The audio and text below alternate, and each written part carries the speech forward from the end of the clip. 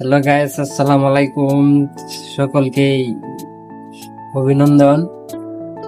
হ্যাঁ, আমার মতন কে কে আছেন যে বাড়িতে যাইতে পারবেন না, এবার ভোট দিতে পারবেন না? আমি বাড়িতে যেতে পারবো না, ভোট দিতে পারবো না।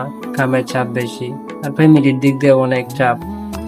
কারণ জানেনই তো গরিবের যে কত কষ্ট, এটা আপনারা জানেনই। আর কাজ বন্ধ করে রেখে চলে গেলে তো আমরা কেউ টাকা পয়সা দিবে না।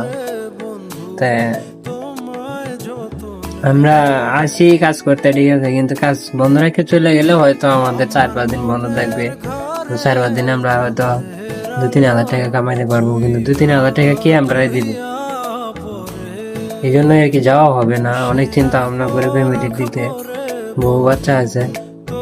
কারণ বোর্ডের চিন্তা করলে তো আর হবে না, নিজেরও কিছু চিন্তা করতে হবে, কাজ কামে চিন্তা করতে হবে। ঠিক আছে, তা আমার মতো কে কে আছেন যে ভোট দিতে যাবেন না? আর